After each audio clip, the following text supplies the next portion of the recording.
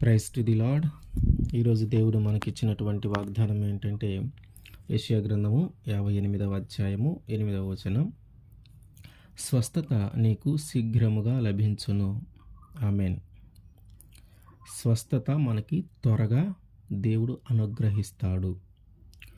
అసలు స్వస్థత అంటే ఏంటంటే ఒక వ్యాధి నుంచి కోలుకోవటం, ఒక రోగము నుంచి బయటపడటం, తిరిగి మంచి ఆరోగ్యాన్ని పొందుకోవటం స్వస్థత అంటాం.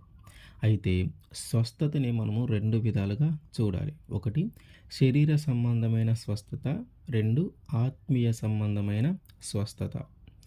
శరీర సంబంధమైన స్వస్థత అంటే మనల్ని వ్యాధి నుంచి బయటపడేస్తుంది, ఒక రోగము నుంచి బయటపడేస్తుంది.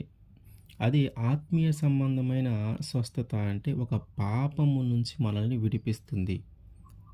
మనము చేసినటువంటి పాపము నుంచి మనల్ని విడిపిస్తుంది. ఏ పాపం అయితే చేశామో దాన్ని రోగంగా భావించి దాని నుంచి విడిపించి మనల్ని ఆ రోగము నుంచి విడిపించి మనల్ని పరిశుద్ధపరచి ఒక రక్షణ, అంటే పాపము నుంచి విడిపించి మనకి రక్షణ దయచేయటము ఆత్మీయ సంబంధమైన స్వస్థత.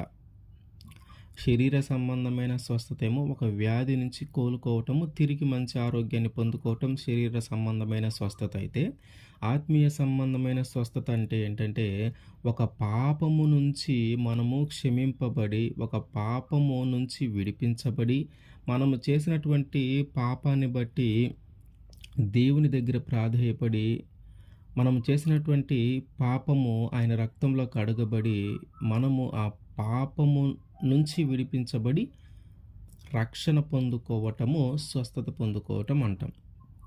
అయితే మన జీవితంలో అసలు స్వస్థత అనేది ఎందుకు అవసరం అవుతూ ఉంది అంటే ఏంటి? మన జీవితంలో స్వస్థత పొందుకోవాలని మనం ఆశపడుతూ ఉన్నామంటే మనము అనారోగ్యంగా ఉన్నట్టు, మన శరీరంలో ఒక వ్యాధి ఉన్నట్టు, మన శరీరంలో ఒక రోగం ఉన్నట్టు. ఎప్పుడైతే మనం బలహీనంగా ఉంటామో, ఎప్పుడైతే మనం అనారోగ్యంతో ఉంటామో, ఎప్పుడైతే మనం వ్యాధితో ఉంటామో, అప్పుడు మనము కోరుకునేది ఏంటంటే స్వస్థత, దాని నుంచి బయటపడటం. అట్లాగే ఆత్మీయ సంబంధమైన స్వస్థత కూడా ఏంటంటే ఎప్పుడైతే మనము పాపంలో ఉంటామో, ఎప్పుడైతే మనము పాపంలోనే జీవిస్తూ ఉంటామో, ఆ పాపము నుంచి వచ్చు జీతము మరణము. కాబట్టి ఆ పాపము నుంచి వచ్చే జీతము నుంచి తప్పించబడటానికి మనము పాపము నుంచి విడిపింపబడి రక్షణను పొందుకోవాలా. రక్షణ అనే స్వస్థతను మనము పొందుకోవాలా. అయితే ఈ పాపము, ఈ అనారోగ్యము లేదా ఈ పాపము మన జీవితంలోకి రావటానికి కారణం ఏంటి? ఈ అనారోగ్యము మన జీవితంలోకి రావటానికి కారణం ఏంటి? ఎప్పుడు మన జీవితంలో ఒక వ్యాధి ప్రవేశిస్తుంది? ఎప్పుడు మన జీవితంలోకి ఒక రోగము ప్రవేశిస్తుంది అంటే కీర్తనల గ్రంథము 38వ కీర్తన 3వ వచనం. నీ కోపాగ్ని వలన ఆరోగ్యము నా శరీరము విడిచిపోయెను, నా పాపమును బట్టి నా ఎముకలలో స్వస్థత లేదు. ఆయన మన మీద కోపపడటం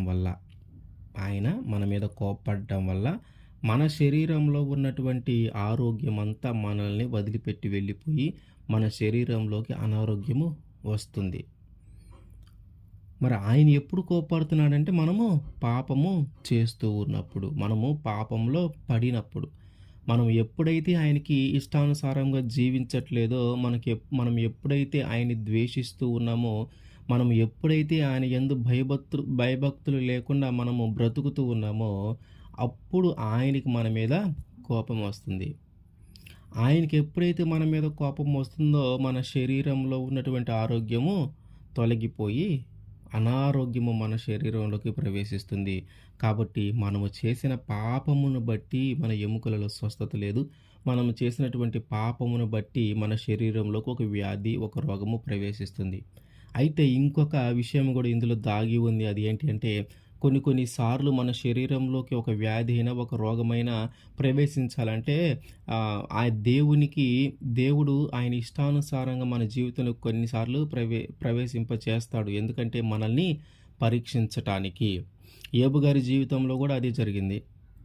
ఆయనకి ఎన్నో శ్రమలు పెట్టినా చివరికి అనారోగ్య సమస్య వచ్చినా గూడా ఆయన నిలబడి ఉన్నాడు. అంటే కొన్నిసార్లు దేవుడు పరీక్షించడానికి కూడా మన శరీరంలోకి అనారోగ్యాన్ని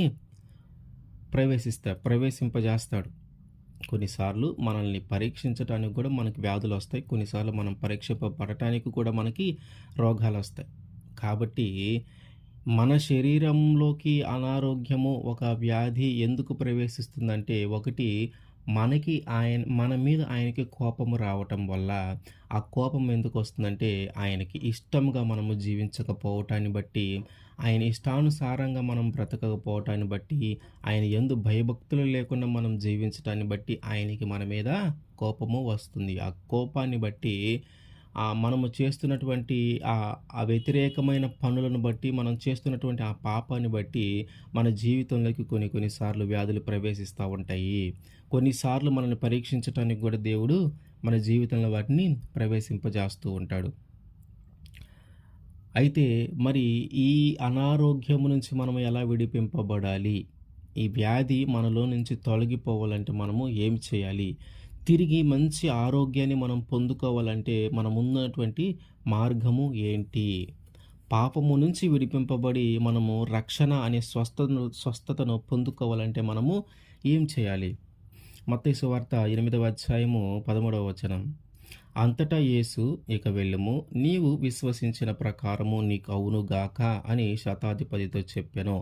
ఆ గడియలోనే అతని దాసుడు స్వస్థత పొందెను. ఒక శతాధిపతి, యేసుక్రీస్తు వారు కపెర్నహూములోనికి ప్రవేశించినప్పుడు అక్కడికి ఒక శతాధిపతి వస్తాడు. శతాధిపతి అంటే ఒక 100 మంది మీద అధికారి. ఆయన వచ్చి ఆయన దగ్గర ఉన్నటువంటి దాసులలో ఒక అతనికి ఆరోగ్యము బాగోలేదు. ఆ ఆరోగ్యము బాగలేదనే విషయము యేసుక్రీస్తు వారితో చెప్తూ ఉంటాడు. ఆయన చెప్తూ ఉన్నప్పుడు యేసుక్రీస్తు వారు చెప్తాడు, సరే నేను మీ ఇంటికి వచ్చి అతన్ని నేను స్వస్థపరుస్తాను అని చెప్తాడు. అప్పుడు ఈ శతాధిపతి ఏమంటాడంటే, అయ్యా, నువ్వు నా ఇంటికి రావటానికి నేను పాత్రుడను కాను. నువ్వు నా ఇంటికి రావటానికి నేను అంత మంచివాణ్ణి కాదు. నా ఇల్లు నిన్ను ఆహ్వానించటానికి అంత పరిశుద్ధమైనది, పవిత్రమైనది కాదు. కాబట్టి నీ ఒక్క మాట సెలవియ్యి, ఖచ్చితంగా నా దాసుడు బాగుపడతాడు. ఖచ్చితంగా నా దాసుని ఆ వ్యాధి వదిలిపోతుంది. నా దాసుడు ఖచ్చితంగా స్వస్థపడతాడని నేను నమ్ముచున్నాను. నువ్వు ఒక్క మాట సెలవు, ఇక్కడి నుండి నువ్వు ఒక్క మాట సెలవిస్తే అక్కడ అవతల ఊర్లో ఉన్నటువంటి నా దాసుడు ఖచ్చితంగా స్వస్థపడతాడని నేను నమ్ముతున్నానయ్యా అంటాడు. అప్పుడు యేసుక్రీస్తు వారు అక్కడ ఆగి తన చుట్టూ ఉన్న వాళ్ళని చూసి, ఇజ్రాయేలీల ప్రజల్లోనైనా సరే ఇదిగో ఇంతటి విశ్వాసము ఉన్నదని నేను చూడలేదు. ఇతనికి ఉన్నంత విశ్వాసము, ఈ శతాధిపతికి ఉన్నంత విశ్వాసము నేను మీలో చూడలేదు అని దేవుడు వాళ్ళతో చెప్తాడు. అంటే ఆయనకి ఎంత విశ్వాసం ఉందంటే, ఆయన ఒక మాట సెలవిస్తే చాలు ఖచ్చితంగా అక్కడ దూరంగా ఉన్నటువంటి ఆ దాసుడు బాగుపడతాడనే నమ్మకం, అంత విశ్వాసం ఆయనకుంది. మన జీవితంలో కూడా మనము విశ్వసించాల, మనము నమ్మాల. ఎప్పుడైతే నా దేవుడు నన్ను బాగు చేస్తాడని మనం నమ్ముతామో, ఎప్పుడైతే నా దేవుడు నన్ను వదిలిపెట్టడు, ఇదిగో క్లిష్టమైన పరిస్థితుల్లో నేను ఉన్నానో అయినా కానీ నా దేవుడు నన్ను వదిలిపెట్టడని మనం ఎప్పుడైతే బలంగా విశ్వసిస్తామో, దేవుడు ఖచ్చితంగా మనల్ని దాటిపోయే దేవుడు కాడు. దేవుడు ఖచ్చితంగా మన జీవితంలో కార్యము ఖచ్చితంగా మన జీవితంలో జరిగిస్తాడు. మన ఆత్మీయ సంబంధమైన విషయాలలో కూడా అంతే. పాపము నుంచి ఆయన మనల్ని విడిపించి మనకి రక్షణ అనే స్వస్థతను దయచేస్తాడు. ఆ దాసుడికి, శతాధిపతి యొక్క దాసుడికి ఏదైతే అనారోగ్యం ఉందో దాన్ని మనం పాపముగా భావిస్తే, ఆ పాపము నుంచి మనల్ని విడిపించి రక్షణ అనే కవచమును మనకి ఆయన ధరింపజేసేవాడు. కాబట్టి మనకు కలిగినటువంటి అనారోగ్యము నుంచి, మనకు కలిగినటువంటి బాధ నుంచి, మనకు కలిగినటువంటి బలహీనత నుంచి, మనకు కలుగుతున్నటువంటి రోగము నుంచి మనము విడిపింపబడాలి అంటే మనము విశ్వసించాలి, బలముగా విశ్వసించాలి. ఆయన ఎప్పుడైతే మనం విశ్వసిస్తామో వాటన్నిటి నుంచి ఆయన మనల్ని విడిపిస్తాడు. అట్లాగే పాపము అనే రోగము నుంచి మనం విడిపింపబడి స్వస్థత అనే రక్షణను మనము పొందుకోవాలంటే మనము విశ్వసించాలి. ఎప్పుడైతే మనం విశ్వసిస్తామో ఆయన ఖచ్చితంగా మన పాపములన్నిటిని ఆయన రక్తంలో కడిగి మనల్ని పవిత్రులుగా మార్చి మనకి రక్షణ కవచమును, రక్షణ వస్త్రమును ఆయన ధరింపజేస్తాడు. రక్షణ అనే స్వస్థతను మన యొక్క ఆత్మకి ఆయన దయచేస్తాడు. అట్లాగే యాకోబు రాసిన పత్రిక 5వ అధ్యాయం 16వ వచనం, మీ పాపములను ఒకరితో ఒకరు ఒప్పుకొనుడి, మీరు స్వస్థత పొందినట్లు ఒకని కొరకు ఒకరు ప్రార్థన చేయుడి. మన పాపములు మనము ఒప్పుకోవాలి.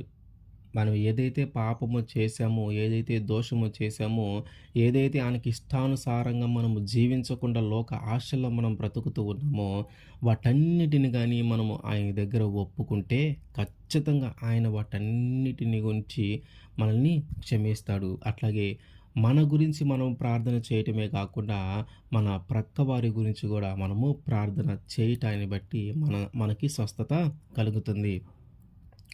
మనము చేసినటువంటి పాపాన్ని బట్టి, మనము చేసినటువంటి మోసాన్ని బట్టి, మనం మాట్లాడుతున్నటువంటి అబద్ధపు మాటలను బట్టి, అహంకారపు మాటలను బట్టి, గర్వపు మాటలను బట్టి, మనము చూస్తున్నటువంటి మోహకరమైన చూపులను బట్టి, మనము దేవుని దగ్గర ప్రాధేయపడాల. మనం దేవుని దగ్గర ఒప్పుకోవాలా. మనము దేవుణ్ణి ఎప్పుడైతే ప్రార్థిస్తామో, దేవుడి దగ్గర ఎప్పుడైతే కన్నీరు విడిచి ప్రార్థిస్తామో, ఎప్పుడైతే ఉపవాసము ఉండి మనం ప్రార్థిస్తూ ఉంటామో, ఖచ్చితంగా దేవుడు మన మన జీవితంలో, మన శరీరంలోకి స్వస్థత దయచేస్తాడు. ఏ రోగంతో మనం బాధపడుతున్నా, ఎంత మరణకరమైన రోగమైనా సరే, ప్రార్థన చేస్తే మాత్రం ఆయన ఖచ్చితంగా ఆ రోగము నుంచి మనల్ని విడిపిస్తాడు. మనం ఎన్నో సాక్ష్యాలు వింటూ ఉన్నాం. మరణకరమైన రోగము నుంచి, మరణ అంచుల నుంచి దేవుడు నన్ను కాపాడాడు. ఇదిగో డాక్టర్లు కూడా చేతులెత్తేశారు. ఇదిగో నువ్వు బ్రతకవు, నిన్ను బ్రతికించటం మా వల్ల కాదు, ఇక నువ్వు ఇంటికెళ్ళిపో అని డాక్టర్లు చెప్పినా కూడా అట్లాంటి వ్యక్తులను కూడా దేవుడు కాపాడిన పరిస్థితులు మనం చాలా సాక్ష్యాలే మనము వింటూ ఉన్నాం. కాబట్టి మనం ఎంతగా ఆయన మీద విశ్వాసము ఉంచాలి, మనం అంతగా ఆయనకి ప్రార్థన చేయాలి. మనం ఎంతగా అయితే ప్రార్థన చేస్తూ ఉంటామో మన జీవితంలో అంతటి కార్యాలు జరుగుతూ ఉంటాయి. ప్రార్థన అనేది ఒక గొప్ప వరము. ప్రార్థన అనేది మనము దేవుడితో మాట్లాడటానికి మనకున్నటువంటి ఒక గొప్ప వరము. ప్రార్థన అనేది మన జీవితంలో అద్భుత కార్యాలు చేయటానికి ఉపయోగపడేటటువంటి ఒక ఆయుధము. ప్రార్థన అనేది మన జీవితంలో స్వస్థత దయచేయటానికి, స్వస్థత రావటానికి అవసరమైనటువంటి మనం ఉపయోగించుకోవాల్సినటువంటి ఒక ఆయుధము. కాబట్టి మనము ప్రార్థించటము ద్వారా కూడా మనము స్వస్థత పొందుకుంటాము. మనం చేసినటువంటి పాపాలన్నిటిని ఆయన దగ్గర ఒప్పుకుంటే, మనం చేసినటువంటి దోషాలన్నీ ఆయన దగ్గరికి వెళ్ళి మనం ఒప్పుకుంటే, మనం ప్రార్థించటం ద్వారా మనం చేసినటువంటి పాపాలన్నిటి నుంచి ఆయన విడిపించి, తిరిగి ఆ పాపంలో పడిపోకుండా మనల్ని పవిత్రపరిచి, పరిశుద్ధపరిచి, రక్షణ అనే కవచాన్ని మనకి ధరింపజేస్తాడు. రక్షణ అనే వస్త్రాన్ని మనకి ధరింపజేస్తాడు. మన ఆత్మను స్వస్థపరుస్తాడు, మన శరీరాన్ని స్వస్థపరుస్తాడు.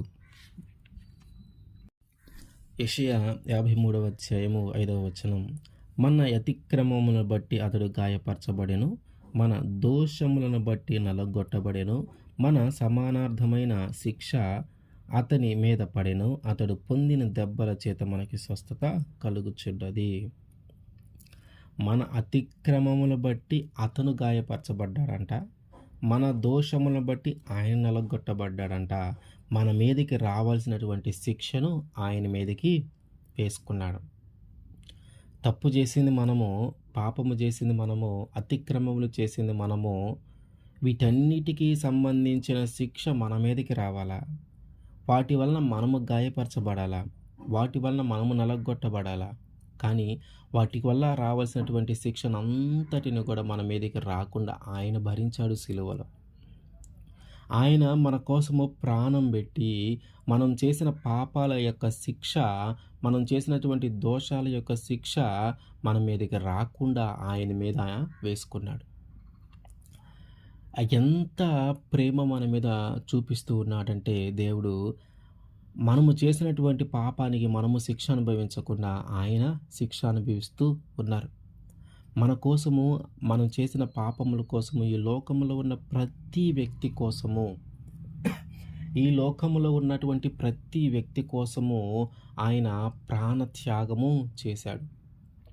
ఈ లోకంలో ఉన్నటువంటి ప్రతి వ్యక్తి చేసిన పాపము నిమిత్తము ఆయన గాయపరచబడ్డాడు. ఈ లోకంలో ఉన్నటువంటి ప్రతి వ్యక్తి చేసిన దోషములను బట్టి, పాపములను బట్టి, అతిక్రమములను బట్టి ఆయన నలగొట్టబడ్డాడు. ఈ లోకంలో ఉన్నటువంటి ప్రతి వ్యక్తి చేసినటువంటి అసహ్యమైన కార్యాలను బట్టి, అసహ్యమైన పాపములను బట్టి, ఎవ్వరు ఇట్లాంటి పాపము చేయరనుకునే పాపాలు చేసిన వారందరిని బట్టి ఆయన సిలువనెక్కాడు. ఆయన సిలువనెక్కి మన పాపములకు రావాల్సినటువంటి శిక్ష అంతటిని ఆయన భరించుకుంటూ ఆయన సిలువనెక్కి మన కోసం రక్తాన్ని కార్చి, మనల్ని పవిత్రులుగా మార్చి, పరిశుద్ధముగా మార్చి, రక్షణ అనే ఆయుధమును, రక్షణ అనే కవచమును, రక్షణ అనే వస్త్రమును మనకాయన దయచేశాడు.